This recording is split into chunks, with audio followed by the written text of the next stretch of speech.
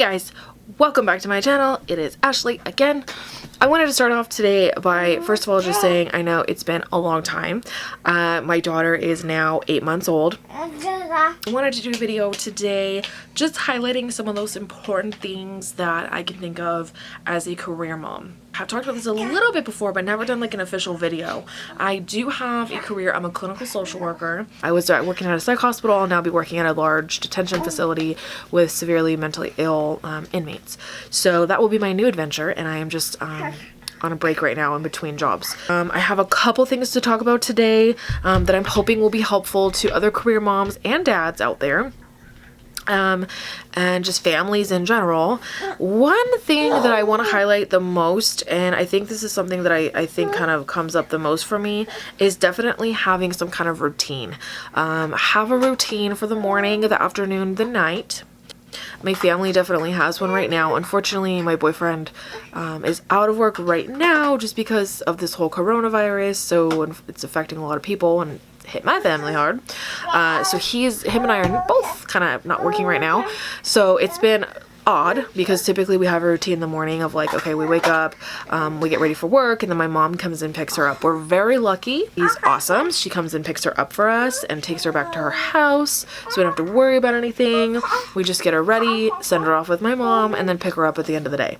So it's awesome. Awesome. So basically the routine is just getting ourselves ready. I get up, I do the coffee, I clean up around the house, take the dogs out, get her ready to go. At night, we come home, we soak up as much time with Autumn as we can. We make dinner together as a family. She'll usually like ride around in her little truck walker that she has, and we'll make dinner and just kind of like hang out. She'll play with the cat and watch us cook. So that's our little nighttime routine. Then we usually watch a TV show while we eat dinner and put her in the bath and get her ready for bed. Routines are important for us and for her because we've had a routine since day one with Autumn where she knows it's bath time, it's dinner time, it's whatever, and that's what we do. Routine. It'll keep you sane. Having a career and having a baby is all about insanity. Let me tell you, like, I feel insane 24/7, but the routine helps me feel a little bit less anxious. Number 2, enjoy your drive home. Or your ride on the train or whatever it is, like your commute home, basically. Like, you want to make sure that you enjoy that time, because it might be the only time you get with yourself for a little bit and to kind of be in your thoughts and be in your feelings and just kind of like process everything that happened in your day. We don't always get that, especially as parents. Like, that's not always something that we have available readily to us. So take that time, listen to a podcast, or just be in the quiet. Sometimes I'll just throw on like some like rain sounds, or really big on like Celtic relax music. Sometimes I'll just throw that on, and just like if I need to cry from my day or if I need to like be frustrated for the day, I get all of that out. So by the time I get home to my daughter, to my boyfriend, I'm not taking it out on them, right? Because that's my family, and we often hurt the ones that we love the most, and we take out stuff on them. So that's my time to like unwind and make sure that I don't do that. Give her my 100%, right? Being able to take off a little bit of that guilt, alleviate some of that pressure is important. So I go ahead and do that on my way home, and I suggest you do that too. Number 3 is processing. You want to have some kind of like therapy or processing time about stress, about anxiety, about guilt, about transitions, like all that stuff. Like, you want to have somebody that you can go to and talk to about that stuff, because this is incredibly stressful. Like, being a mom, being a new mom, I mean, even if your baby's like 6 months, you go back to work, like that's still a new period in your life, and you need somebody to go process that with. So have somebody. If you need to go to therapy, go to therapy. There's no shame in that. I'm obviously a therapist, so I'm biased, but there's definitely no shame in having somebody that you can go to that will help you kind of process things and be objective and listen to you, because it can be very complicated. There are a whole like other host of issues like postpartum depression and postpartum anxiety that come into play that you really want to be aware of, and use that time wisely with a therapist. If you need to get on meds, right? Just be aware like that sometimes balancing these two things can be incredibly stressful, on top of the whole birth experience, on top of just being a new parent. This is a lot, going back to work, trying to juggle everything. So I Personally, I thought that going back to work would just be me having to leave my baby and dealing with all that emotional stuff, but really it was actually more stressful than that because it was taking on a whole new host of problems, right? Of trying to balance like more tasks and you know, trying to do everything I was doing when I was home with her that was stressful enough on top of working an 8+ hour day. Number 4 is just like meal prepping.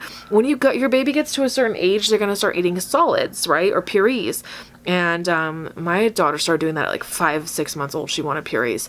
So the bottle just wasn't doing it for her. We formula feed, and she needed more. So we started purees and solids, and it was great. I mean, I'm really glad that we did it, but it's a lot more work. So give yourself a day to make the baby food, especially if you make it. Some people don't.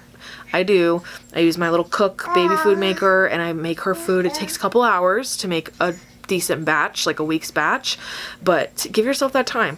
Also for you and your family, like meal prepping. I like to make stir fries. I'll do like chicken and veggies or tofu and veggies. My boyfriend cooks a lot, barbecues. So try to meal prep, do some leftovers if you have to. Make it easy on yourself because the nights are going to be stressful. Have these routines and things that you have to get used to. So just be aware that, you know, this is going to be a transition. Make it as easy as you can on yourself. Work smarter, not harder. The last one I would say would be sleep training. Sleep training is something that can be very controversial, but also kind of like you hear it all the time. It's kind of like a cliche thing that you hear all the time with parents, like, oh, how does she sleep? And are you going to sleep train her? And blah, blah, blah. And like on the mommy boards and on the groups, you're going to see it all the time. Sleep training question and sleep training this and blah, blah, blah. I was always kind of like, Like, I'm not going to lie to you, when I thought about like babies and sleeping, I was like, they're gonna tell us what they want. Like, I was always that, like, I'm gonna follow my baby's lead, which I still follow my baby's lead, but I realized that she really doesn't know. Okay, she doesn't know that she needs to go to bed at a certain time and wake up at a certain time, and like, she doesn't know all of those things. She thought like, oh, I'll sleep with mom and dad, and like, so here's what happened, and I'll make it really brief. Essentially, for months before I went back to work, my daughter was sleeping so good, just awesome, right? And then literally like the week I was going back to work, she hit, I think like 4 months or 3 months, and it was just like boom. Like, she was waking up at 3 o'clock in the morning and she would cry, and I would like just wait up with her and she'd go back to sleep eventually, and it went like that for a little bit, but then eventually she wouldn't go back to sleep, and I just brought her into our bed. I am telling you guys, I was like the most anxious new mom in the world. There's no way I would have ever let her sleep in our bed because I was scared like she would, seriously, I was scared we would roll over on her and she would die. Like, it was horrible. But I was so tired and my days at work were so miserable not sleeping that I gave in. And I just figured nothing could be worse than like dealing with this, so I'm just gonna do it. And yeah, lo and behold, she ended up sleeping in our bed. Well, the problem is I still didn't feel comfortable with it. I wouldn't have let her do it, but I was scared. So I was up every like 10 minutes making sure she was okay, and like making sure that like I didn't roll over on her, Erin didn't roll over on her. And like, now that I look back on it, like, that's a risk that I really didn't feel comfortable taking, but I was so freaking tired that there was just no way I could get away with anything else. So let her do it. I don't really feel like I need to like justify it to anybody, but it just, yeah, wasn't my first choice. Let her do it. And now we're at 8 months, almost 9. And I'm so tired because it's still happening, right? So we are night 5 into the Ferber method. We're doing like mostly Ferber method, but I will tell you, Ferber requires you coming in and checking on the baby. And Autumn, when we do that, she starts all over again. For some babies, you can soothe them and then it'll like help them along in their going to sleep process. For Autumn, it does not. I can do a video on our sleep training process just to go into a little bit more detail, but I will tell you, sleep training will save your freaking sanity. I was losing it. Like, I was like in tears in the middle of the night because I would wake up and realize like, oh my God, I have to wake up at 5 and it's freaking 3 o'clock in the morning and I have like 6 freaking patients tomorrow and I'm gonna have all this crazy day. It was so bad, and things at my work were really bad. So having like the drama at work and the chaos and the unpredictability at work and then not having sleep and then trying to get through the whole day and then the whole night and start all over again was just too much. So sleep training is what we are doing now, and it's very hard because she cries every night. So far, like I said, it's been tough, but we're on night 5, so I'm hoping tonight will be better.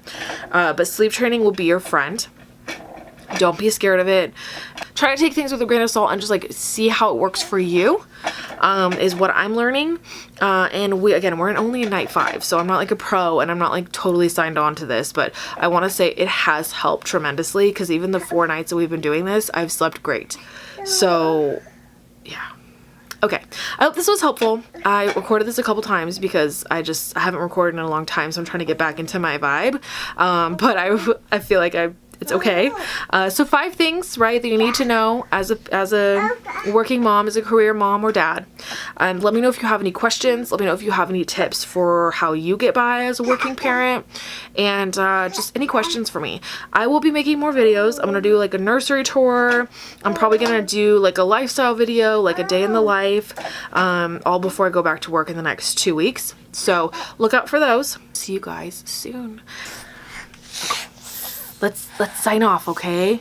Should we say bye-bye? Oh, bye-bye. Bye-bye. Look.